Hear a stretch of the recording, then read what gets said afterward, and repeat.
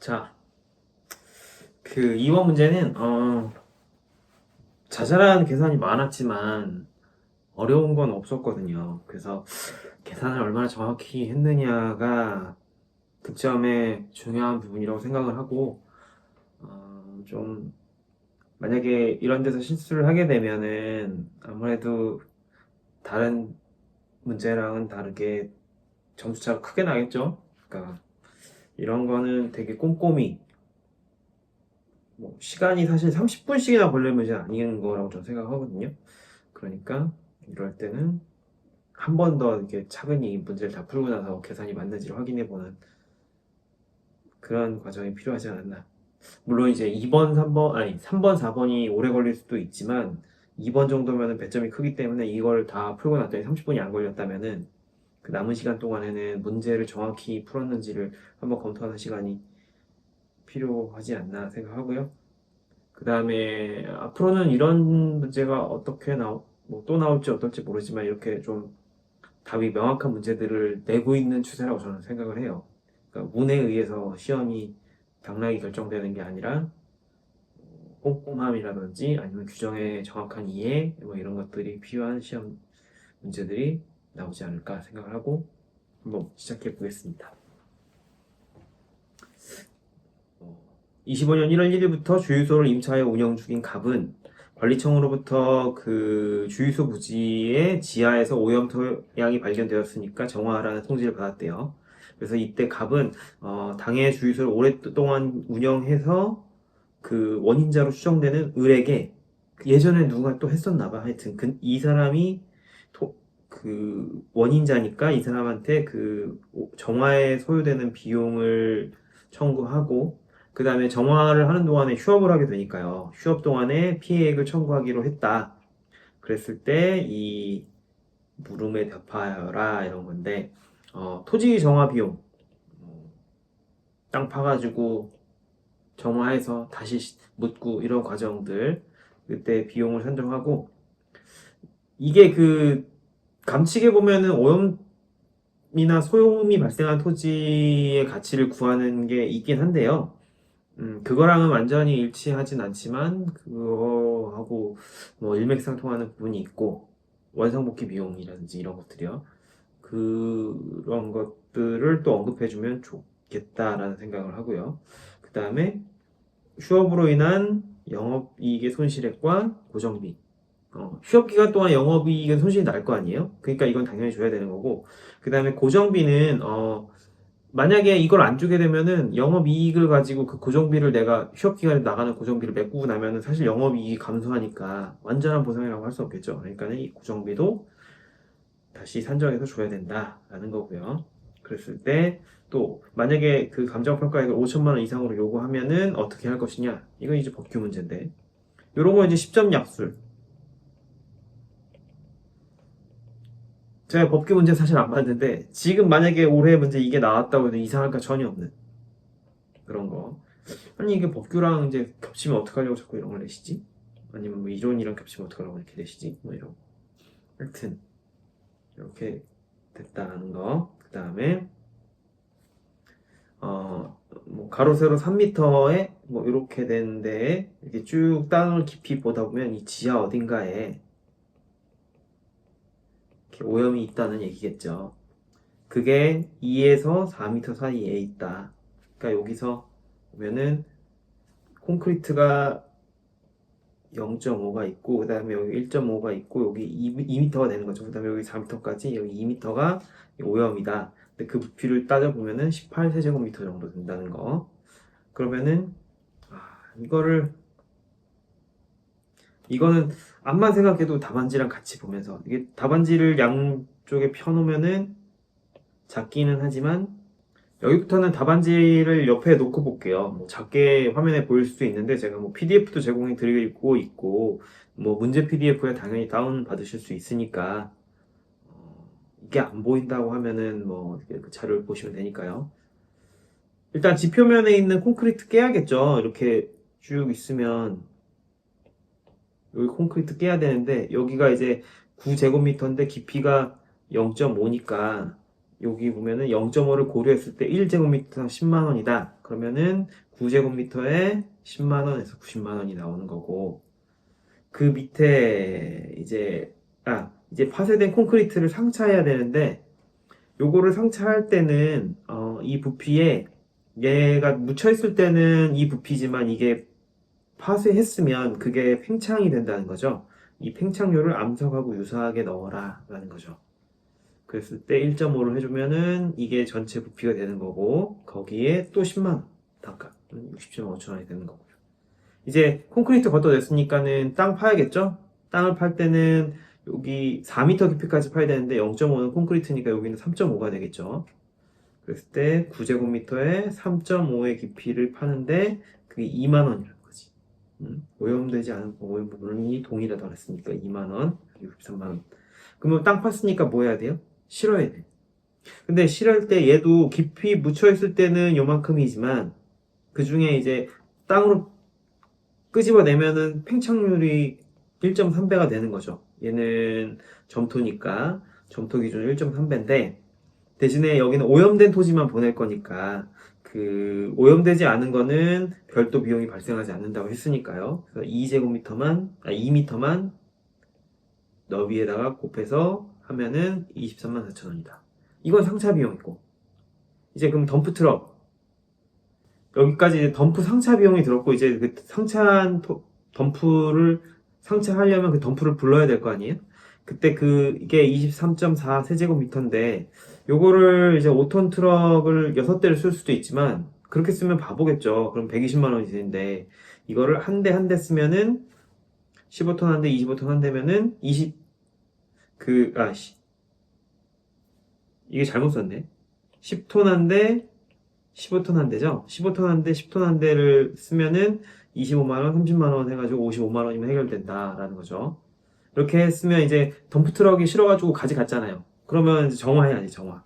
정화할 때는 여기 보면은 팽창된 점토 기준으로 20만원이래. 그러면 우리가 묻은 데가 요만큼이잖아요. 33에서 9제곱미터에다가 2m 깊이. 거기에 1.3배 한 게 팽창된 토지겠죠? 그거 20만 원이 든대. 그러면 468만 원이 되는 거고. 그럼 이제 정화했으니까 다시 갖고 와서 묻어야 될 거 아니에요? 근데 그때 다시 갖고 오는 돈은 반입 비용은 토지 정화업자가 부담하니까 고려할 필요가 없어요. 그런 다음에 다짐은 청토와 오염되지 않은 점토를 순차로 다지는데 다짐이 필요한 토량은 수축률을 고려해라. 그랬을 때 우리가 묻는 양은 이만큼이잖아요. 33에서 9제곱미터에다가 그 3.5m 깊이로 묻는데 얘가 그 팽창된 그 양이 얼마냐 이만큼을 묻으려면 이게 다 그 수축률이 0.8인 걸 고려해 주라는 거지. 0.8로 나누면 되는데 근데 이제 문제는 그 팽창률 1.3하고 이게 다짐률 0.8하고 차이가 있는데 이 얘기가 뭔 얘기냐면 여기에다가 이게 묻혀있는 그 면적이니까 1.3을 하면 이렇게 0.8로 나눈 이 부피가 나오냐는 거예요. 나오지 않는다는 거지. 얘 0.8하고 1.3은 역수관계가 아니니까. 하지만 이거는 고려하지 않고 이 수축률만 고려해서 5만 원을 곱해라. 그랬을 때 이렇게 나오고 이제 레미콘 운반비 레미콜 타석 부피가 4.5제곱미터, 그러니까 9제곱미터에다 0.5m 깊이로 하니까요. 그래서 이렇게 되면은 이게 4.5니까 5제곱미터 미만이죠. 근데 여기 있는 이제 보면 3제곱미터일 때 기준으로 주유소 바닥이 10만 원인데 만약에 우리가 주문하는 게 3제곱미터도 안 되면 이거를 한 회당 운반비를 5만 원을 추가로 받아야 된다는 거죠. 그럼 예를 들면은 1세제곱미터만 필요할 수도 있잖아요. 그러면은 이게 10만 원만 주면은 레미콘이 오냐는 거야. 그럼 너무 적다는 거지. 단가가 안 나온다는 거지. 그러면 이제 5만 원 추가해준다. 그랬을 때 4.5에다가 10만 원을 곱해주고, 그 다음에 운반비 5만 원을 별도로 추가해준다. 여기서요, 그런 게 있을 수 있어. 그런 생각을 하시는 분이 있을 수 있어. 딴 애들은 이 묻을 때 수축률을 고려해줬잖아요. 그러니까 이 콘크리트도 수축률을 고려해주는 거 아닌가? 암석이 여기 수축률을 뭐 이렇게 고려해주는데 여기 또 특이하게 1.2가 돼 있죠. 근데 보면은 자료에서 건건이 이거는 뭐 수축률을 고려해라, 이거는 팽창률을 고려해라 다 알려주고 있거든요. 근데 여긴 그 말이 없어. 그러니까 얘는 여기 별도로 수축률을 고려하지 않았다. 그리고 또 제가 이제 알아본 바에 의하면 레미코는 콘크리트는 수축이 되긴 한데요. 근데 그게 거의 1% 정도이기 때문에 고려하지 않아도 되는 수준이라고 하더라고. 그러니까는 이렇게 50만 원만 주면 되겠고요. 그러면 이제 타설을 할 때 다른 것들이 들어가죠. 그 철근도 들어가고 뭐 인건비도 들어가고 타설 인건비도 들어가고 했을 때 150만 원이 추가된다. 이거 들어가면 안 되는데 그랬을 때 전체 다 하면은 이 정도 나온다. 이제 물음 2로 넘어가서 물음 2는 또 이걸로 볼게요.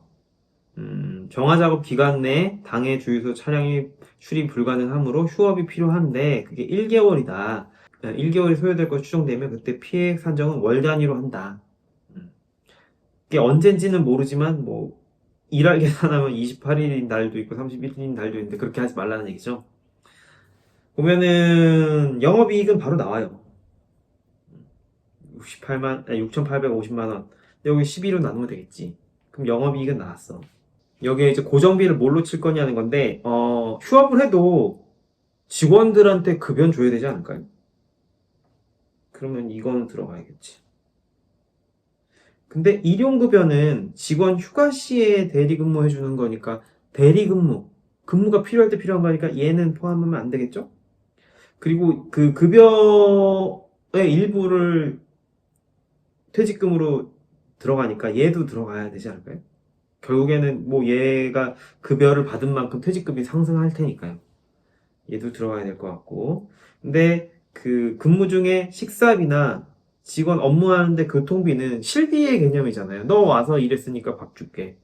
너 저기 갔다 오니까 교통비 줄게. 그러니까 얘는 안 들어가는 게 맞는 것 같아. 그리고 주유소 임차료는 뭐 쉰다고 안 들어갈 수는 없겠죠. 임차료는 들어가고.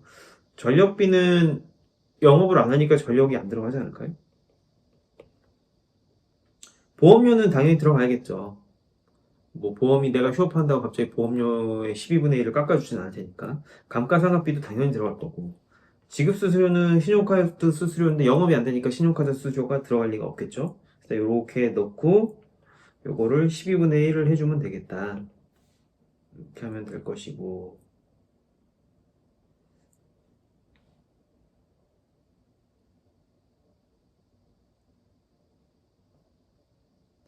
이자 비용은 제가 뭐 안 넣습니다. 평화님들 중에 넣으신 분이 있었나? 잘 모르겠네. 기준 시점 주어졌고 손익계산서는 주어진 자료를 사용하고 한정가액은 1,000원 단위까지 표시해라. 그래서 아까 그 몇백 몇 원 있었잖아요. 그거 이제 1,000원 단위까지 한 거고 이거 이외에는 고려하지 말아라. 스텝 답을 나머지 걸 볼게요.